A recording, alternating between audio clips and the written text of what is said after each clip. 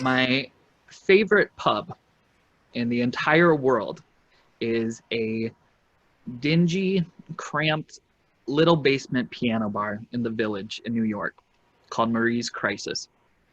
And it's a special place for a lot of reasons, but definitely not for reasons of cleanliness, for the price of drinks, or for the decor. What makes this nook of a bar unique is that in its simplicity, it literally is just a beat up old piano with Christmas lights across the rafters.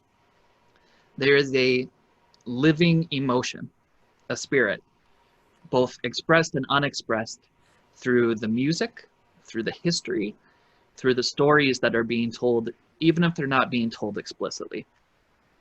Any given night of the week, that basement is packed with people, invariably including current and former Broadway performers standing around a piano and singing show tunes together as a unified chorus.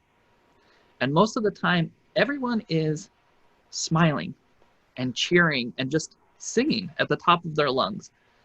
But there comes a point every evening when the mood changes for just a moment. It's usually during some beautiful ballad, Somewhere from West Side Story, Make Them Hear You from Ragtime, Edelweiss from Sound of Music, whatever it might be. And the bar gets so much quieter, and the faces shift and take on a more serious look, and there are tears in people's eyes. And to understand why those tears are there, I need to give you a little bit more context. Marie's Crisis is not just a piano bar. It's an LGBTQ staple of the West Village. It sits less than a block away from the Stonewall Inn. And even though it doesn't have a starring role in the story of the Stonewall Uprising, it has a deep and rich history of personal and communal significance to what that uprising represented and what it still represents today.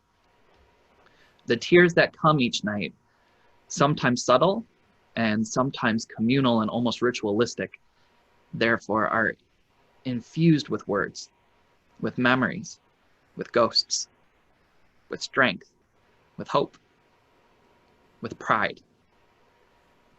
Pride. That word is something that most of us think we understand during this month.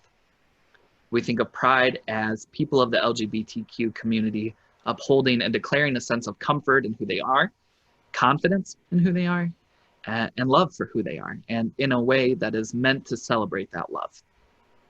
But what many of us miss, myself included, because I can never fully understand the fight and the struggle of our LGBTQ family, is that pride is also a living memorial and honoring of a rebellion, of a defiance against hatred and bigotry that, like any rebellion, includes casualties, pain, and loss.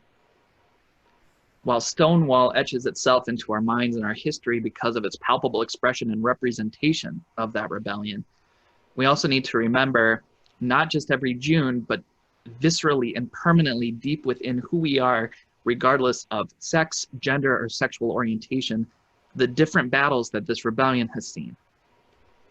The battles of Harvey Milk, of Matthew Shepard, of HIV and AIDS, of Don't Ask, Don't Tell, battles of healthcare, of civil liberties, of love and marriage, of recognition, of military service, of marginalization, of human kindness and decency, of empathy and understanding, and how far those battles have come. And then maybe we can just begin to dip our toes into what it means to honor pride. That maybe we can begin to look at those tears of late night ballads in the West Village and recognize that rebellion. And we can recognize that rebellion in itself. That is to say, rebellion l'shem shamayim, for the sake of heaven, for the sake of equality, for the sake of dignity and justice and goodness, is not just commendable, but holy. And our rebellions as Jews serve as testaments to that holiness. Hanukkah, Bar Kokhba, Purim, Yom HaAtzmaut, Warsaw, the forests of Russia and Poland where the partisans made their bases and homes, and yes, even the rebellion of Korach and his disciples, which we study in our parasha this week. These uprisings, our uprisings, Our battles and struggles and rebellions at their core began with the same intentionality, the same heart, and the same existential and humanitarian questions of equality, representation, and survival. And sometimes these stories are stories of sweeping victories.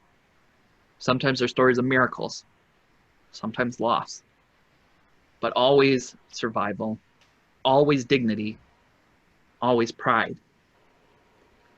But when those intentions are lost, when ego, power, exploitation, and hatred take over, what we call rebellion turns from holiness into human selfishness, from pride to shame. And even though that is a very different kind of uprising, those rebellions are important too. Because both of these, both pride and shame, need to be remembered. They need to be studied.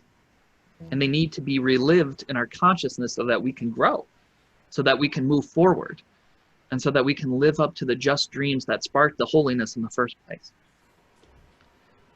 But only the rebellions of pride deserve those nightly tears in a Manhattan basement. And make no mistake, those tears of pride are worth immeasurably more than the marble and granite idols erected to pay homage to the wicked and the bigots and to shame. It's the tears that we need to be focusing on, because the tears represent what is being built. If we are too busy arguing about what is being torn down, then we are missing the point of the sacredness of the rebellion in the first place. That is precious time, energy, and emotion spent on shame rather than on pride. And so this morning, I want to challenge us to redirect that conversation and to start rethinking and to start thinking about this moment in a different way. Because as a country, we are caught in this critical hour of divisiveness, of tribalism, and of issues both real and manufactured, exploited to appeal to our gut instincts and our most sensitive emotions, to drive that wedge deeper between us, rather than finding a way for us to come together and to build. It's easier to make the hills we die on ones of reaction rather than action, to take up flags and banners of revisionism, myth, and the glorification of an imaginary past rather than to continue the march forward, to pick up new materials with which to build, and to work towards effective and lasting change that reflects the central message of our Torah, which is one of just loving and taking care of one another, period. Full stop. It's easier to talk about marble than it is to talk about tears. And it's easier to talk about old battles and to throw out our anchors rather than adjusting to the current of the now and engaging in the sacred rebellion of human progress. And it's hard because marble is inanimate. It's lifeless. It's not real. But human tears are the most living expressions of who we are.